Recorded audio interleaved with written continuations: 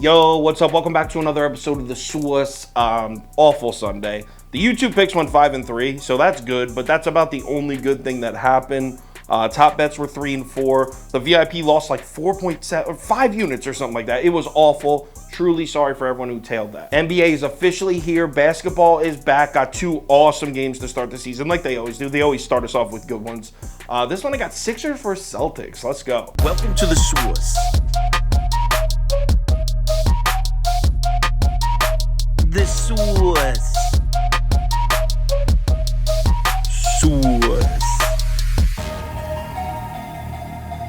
Hey, get the Swiss. All right, Sixers open up in Boston here. Line opened up Celtics -4, but all the early action's on Philly. And check it out, by Monday morning, this line's all the way down to Boston -2.5. Here we are on Monday night. The money is still heavy on the Sixers, but if you look closely, the books actually have been taking Boston Celtics money this afternoon.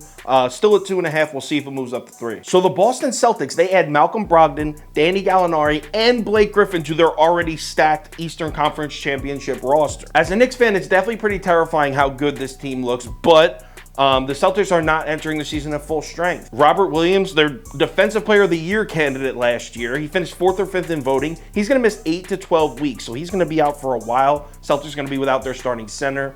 Marcus Smart's banged up. He just injured his groin in the preseason game a few days ago. And Danny Gallinari's out to start the season. So even though the Celtics roster is stacked, they're not at full strength right now. So what does that mean for this game? It means the Celtics are taking a hit defensively under the basket because Al Horford's going to start at the 5. And Al Horford, props to him, he stepped up defensively in the playoffs. He actually defended Giannis pretty well, but he can't bang with Embiid down low. Guarding Embiid is a different kind of animal than guarding Giannis. The Sixers were also 8th in the NBA from the All-Star break on last year at scoring efficiency at the rim. So this is a team that can attack the basket, score at the basket. I think they'll see some easy buckets, and I think they'll have plenty of trips to the foul line. Yes, this isn't the exact same 76ers team as last year, but just like the Celtics, this is a really good basketball team that added pieces and got even better. They lost DeAndre Jordan and Danny Green from last year, but how much of a loss is DeAndre Jordan? He ranks 67th and 69th in offensive and defensive efficiency among centers. There's only 69 eligible centers. So analytically, DeAndre Jordan was the worst center in NBA basketball last year. And I like Danny Green, don't get me wrong. And he did make some plays and have a couple decent games down the stretch there. But overall, last year was not a great season for Danny Green. The Sixers have added DeAnthony Melton, PJ Tucker, Daniel House, and Montrezl Harrell.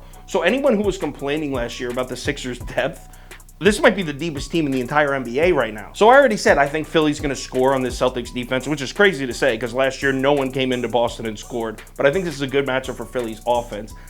My issue with the Sixers is I don't know if they're going to be able to stop Boston's offense. Sure, they'll throw PJ Tucker on Jason Tatum, and yeah, maybe he'll succeed in guarding Jason Tatum. But overall, the Celtics are a really physical team, especially in the second half of last season. They love to attack the basket, and they're good at it. And Philadelphia's weakness, ironically, same as the Celtics, defending the rim. And that's not a testament to Joel's defense. Joel Embiid is actually a great defender. Not enough people talk about that. But we already know Al Horford at the 5, they're going to walk him out to the 3-point line and draw Embiid away from the basket as much as possible. This should open all kinds of lanes for the Celtics offense, and I worry about that. Like I said, Boston's a physical team that can score efficiently at the basket. But one thing the numbers do show us, if you take a little bit of a deeper look, is this Boston Celtics team rode their 3-point shooting and their defense, so their shot frequency at the rim was actually down. So this team does not attack the basket a ton. I know that kind of sounds like I'm contradicting myself there, but what I'm saying is the Boston Celtics are good at attacking the rim. They just didn't do it that much. Overall, we know Boston's got a new head coach with Udoka dealing with what he's dealing with.